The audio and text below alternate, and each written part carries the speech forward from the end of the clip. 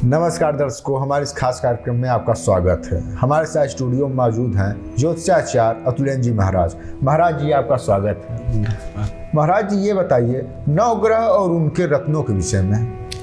नवग्रह जैसे हैं, उनके नवरत्न भी हैं। जैसे कौन सा ग्रह पीड़ित है उसके अनुसार उसका रत्न निर्धारण किया गया है। अगर आपका मान लो कि सूर्य ग्रह पीड़ित है जी, तो सूर्य ग्रह के लिए माणिक रत्न की व्यवस्था की गई है। वह माणिक रत्न आपको कैसे धारण करना है, किस दिन करना है और किस समय करना है। जैसे कि सूर्य ग्रह है तो सूर्य का दिन आपका रविवार का दिन माना जाता है।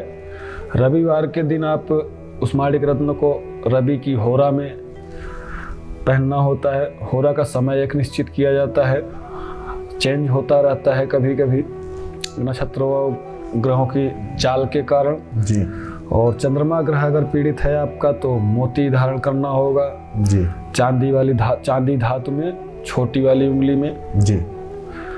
और अगर आपका मंगल ग्रह पीड़ित है तो मूंगा धारण करना होगा जी। और मंगल ग्रह किस हिसाब से पीड़ित है तो मूंगा कैसे आपको धारण करना है, किस धातु में करना है, मंगलवार के दिन करना है, मंगल की होरा में करना है। और धातु में पंच धातु आपके आते हैं, अष्ट धातु आता है, चांदी, सोना।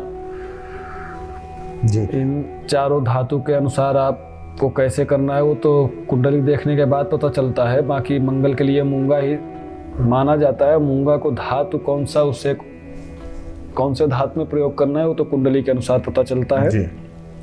और आपका अगर बुध खराब है उसके लिए पन्ना रत्न बताया गया है। जी। पन्ना को आप चांदी में धारण कर सकते हैं, सोने में भी कर सकते हैं, अष्ट धातु में भी कर सकते हैं, पंच धातु में भी कर सकते हैं। लेकिन इसके लिए वही है कि कुंडली देखने के बाद ही पता चलता है कि किस धातु में उसे सूट करेगा। जी।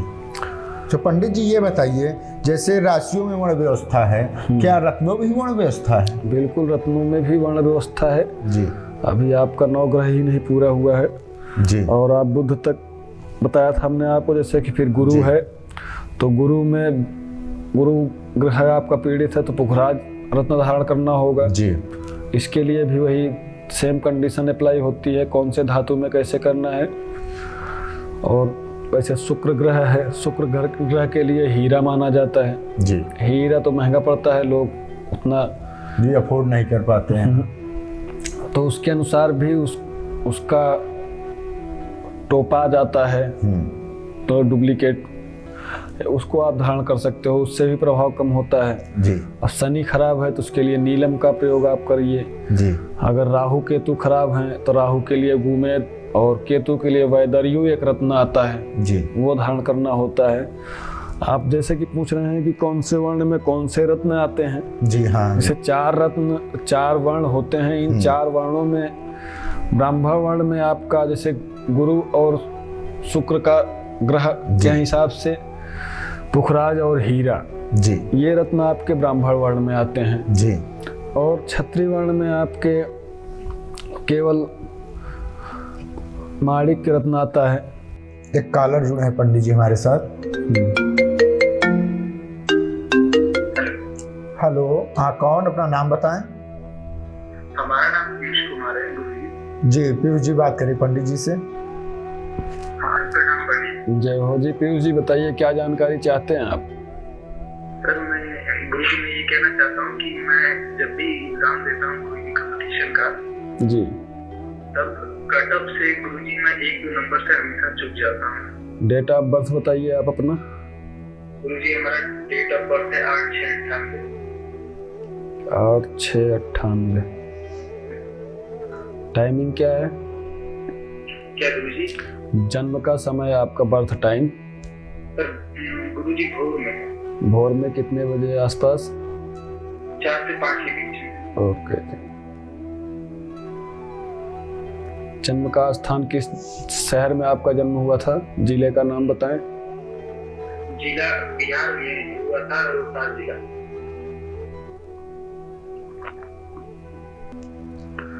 जी पीयूष जी, आपकी तुला राशि है, जन्म राशि आपकी तुला दर्शाई जा रही है और विशाखा नक्षत्र के 3रे चरण में आपका जन्म हुआ है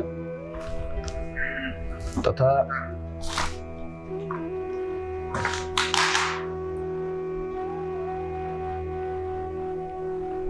और आपकी इस समय देखा जाए शनि की महादशा चल रही है। बृहस्पति की अंतर्दशा, शनि की प्रत्यंतर दशा चल रही है।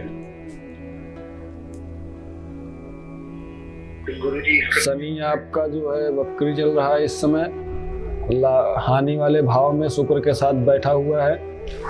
जैसा कि आपके कार्यों में रुकावटें आना, आपका कार्य बनते बनते बिगड़ जाना, मानसिक टेंशन ज़्यादा रहना, चिड़चिड़ापन होना, ये सब स्वाभाविक बात हो गई होगी। इसके लिए आप अपना शनि शांत करवाइए। साथ साथ बुध भी आपका अस्त चल रहा है।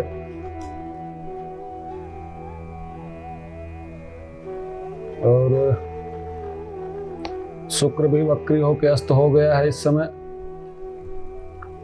इसमें आप केवल नवग्रह शांति का अनुष्ठान करवाइए, तभी आपको बेनिफिट मिलेगा। किसी आचार्य के माध्यम से, विद्वान ब्राह्मण के माध्यम से आप नवग्रह शांति का अनुष्ठान करवाइए।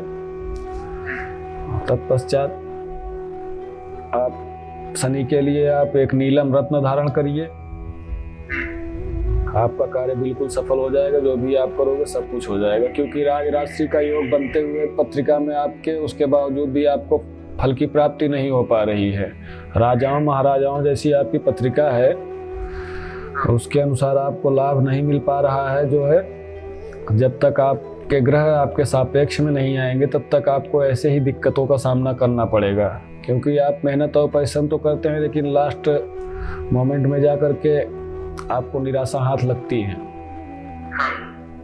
जी, आप ऐसा करिए, बिल्कुल आपका सब कुछ ठीक हो जाएगा जी पीयूष जी। ठीक है। ओके जी, जय हो जय हो।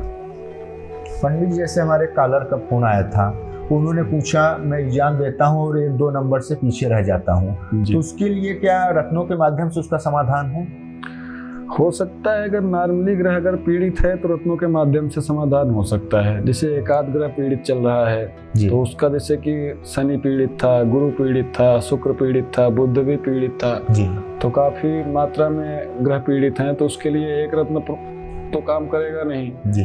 तो एकाध ग्रह अगर पीड़ित है, जैसे कि, तो रत्न के माध्यम से प्रभाव डाला जा सकता है, कम किया जा सकता है।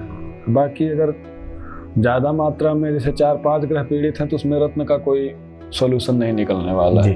हल्का फुल्का प्रभाव आप शांत कर सकते हैं। जैसे आपका स्वामी है शनि, कुंभ राशि है, शनि स्वामी है, उसके लिए आप नीलम अगर धारण कर लेते हैं जी, तो थोड़ा बहुत बेनिफिट तो मिलेगा। लेकिन यदि कहो तुरंत तो उसके माध्यम से ही सारा कुछ हो जाए तो ऐसा मुश्किल है फिर जी।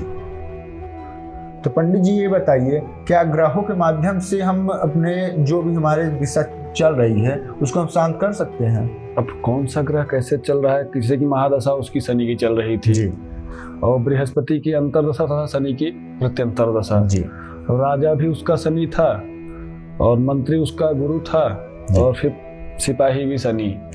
लेकिन शनि दोनों एंगल में काम कर रहा है, राजा भी बना हुआ है और सिपाही भी बना हुआ है। और गुरु भी जो आपका मंत्री का कार्य कर रहा है वो भी अपोजिट वर्ग में आउट में बैठा हुआ, वक्री होकर बैठा हुआ है। तो जो कार्यकाल चल रहा है उस कार्यकाल के अनुसार अगर सारे जो आपके संरक्षक हैं जी, वो विपरीत दिशा में कार्य करेंगे तो स्वाभाविक है कि आपके साथ विपरीत कार्य आपका होगा ही होगा। कितना भी आप पॉजिटिव करेंगे लेकिन निगेटिव होना है वहाँ पे जी। तो पंडित जी बताइए, इसका नॉर्मली समाधान क्या है? जैसे कई ग्रह खराब हैं तो उसके लिए नॉर्मली समाधान नवग्रह अनुष्ठान करवाइए अब जी, या तो हर ग्रह के हिसाब से हर दिन आप कुछ न कुछ दान करिए जी। तो ऐसा ही हो सकता है समाधान, और तो कोई व्यवस्था है नहीं जी। तो आप हमारे सामने नंबर फ्लैश हो रहा है, इन नंबरों के माध्यम से पंडित जी से जान सकते हैं ग्रहों के शांत कराने के लिए क्या उपाय करें। नमस्कार पंडित जी। नमस्कार।